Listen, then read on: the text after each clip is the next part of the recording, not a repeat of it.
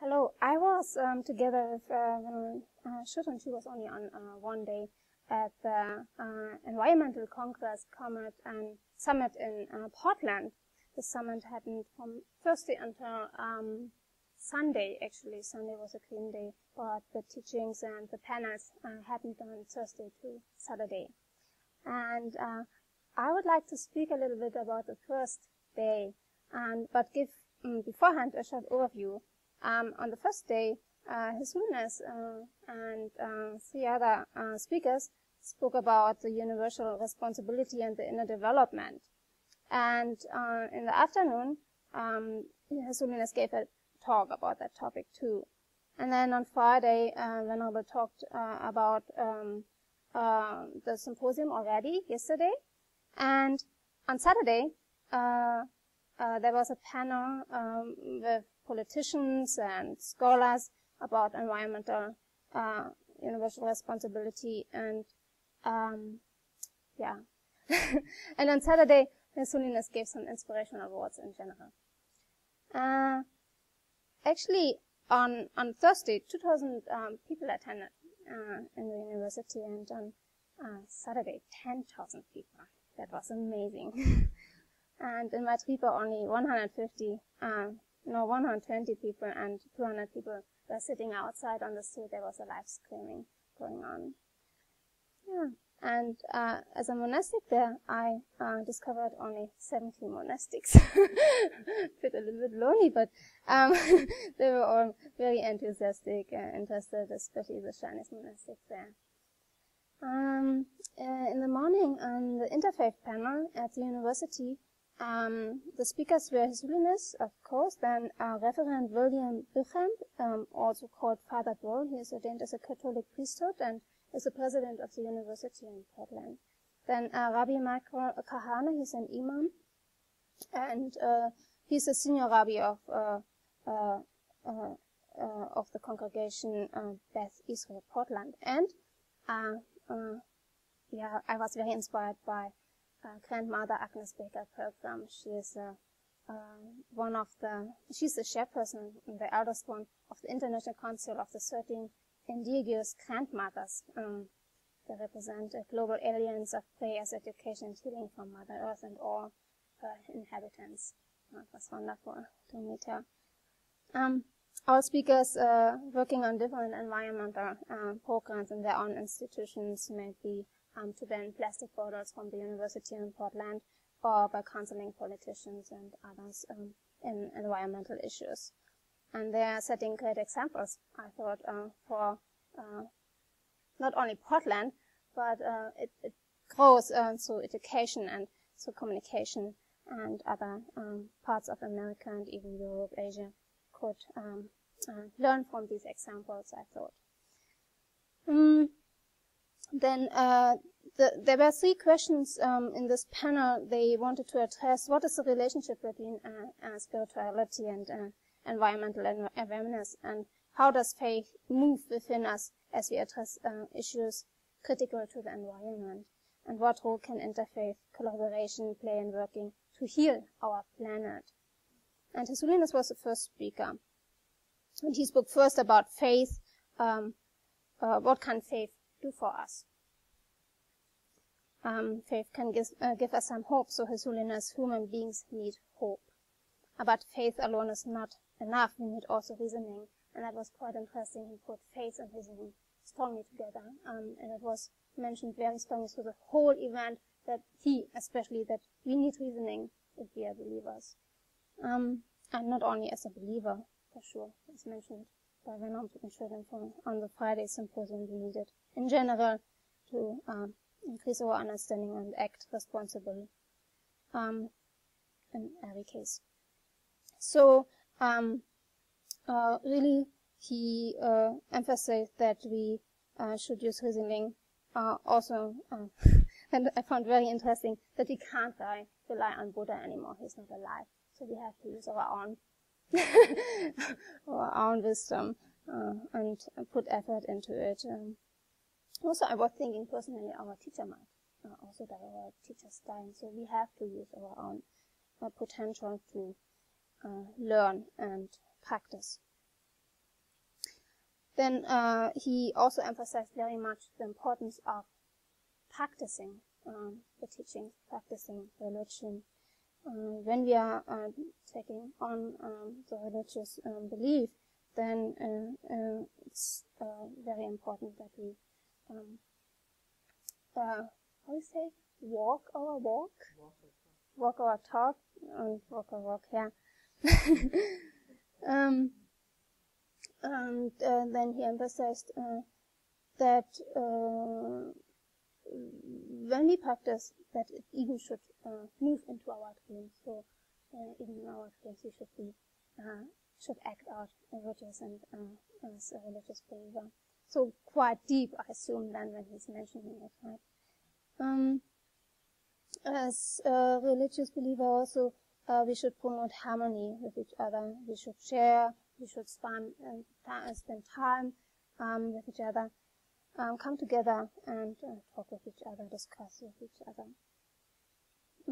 And then he goes directly into the topic of environmental protection concern, and he was really, he expressed his concern about this century, how serious the situation is, that we already have 7 billion people on this planet, and in about 2-3 years we might have 9 billion people, and the statistics says 2025 even 10 billion, and we have already now difficulties with natural resources. And so his expression to be serious about this topic have been quite strong through the whole Congress Senate. He emphasized that we should therefore take care of our environment every day in our life, every minute, every moment. And therefore it's really important to educate. Every speaker actually spoke about education, how important it is to educate, and to put this one into practice through setting on examples, and motivate youngsters also to be leaders in this area.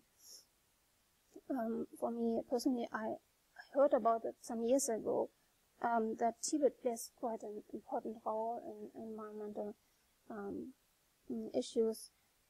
He was mentioning an article he read by a Scottish scholar, that the scholar mentioned that Tibet is actually the third pole, and global warming maybe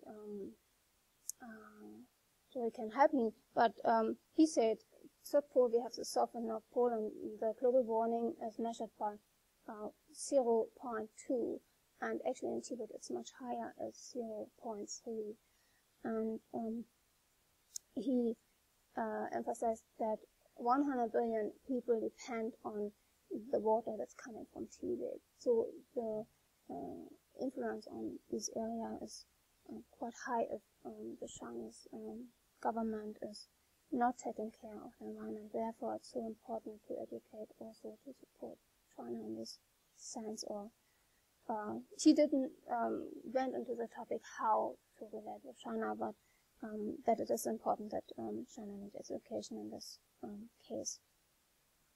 And the second speaker was Father Bill, so the Catholic priest, and he emphasized that we have to learn to have the right relationship with God's creation, and that we should not take any contradiction between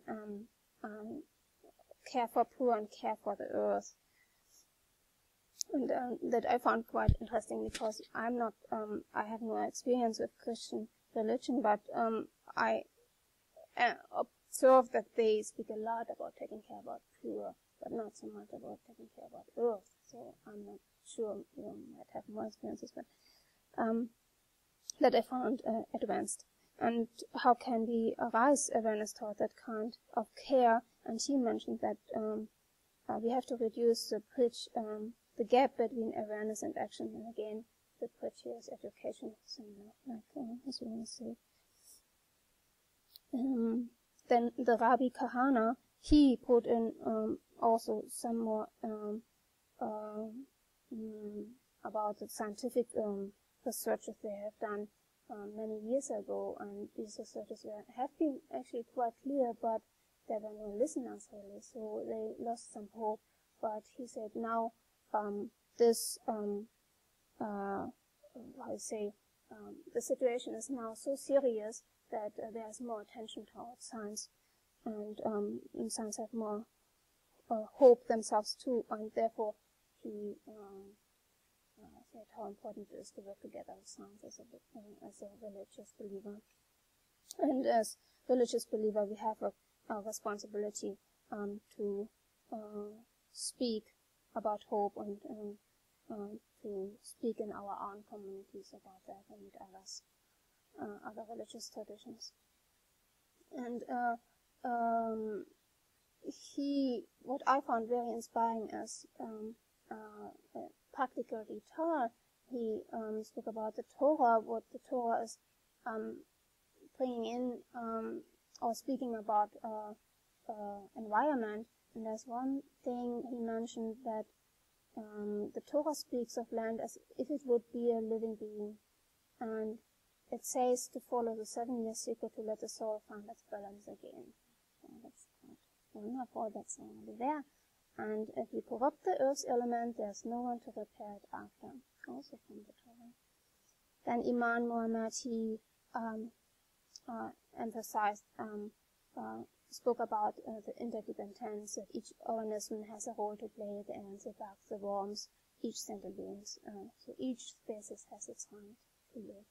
And Grandmother Agnes, so inspiring, she gave a very long, inspiring prayer before she started, and she herself was crying by doing that, and I was crying too. And I don't know about the others, but it was dark in the audio. Then she spoke about the earth and the earth's elements, like it would be her closest friends, or really her own mother. She really spoke about it as if she would have the closest relationship with it.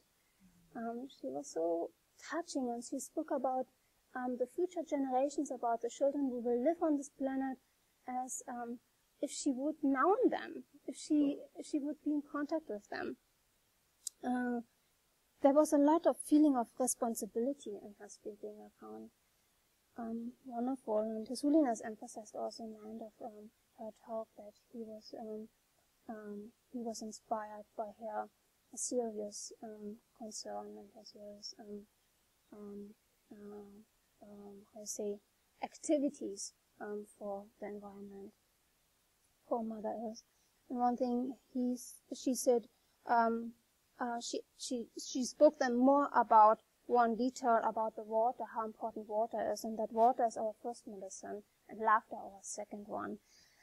And she suggested a very practical thing to the people in the audience, that we should pray every day to the water. We should talk with the water every moment, when we start the day, when we brush our teeth, when we go to the toilet, when we take a shower, when we wash our clothes, or whatever we're cooking, that we should really talk with the water, be aware of the water, and be thankful for what the water's giving us. So, because everything depends on the water so deeply.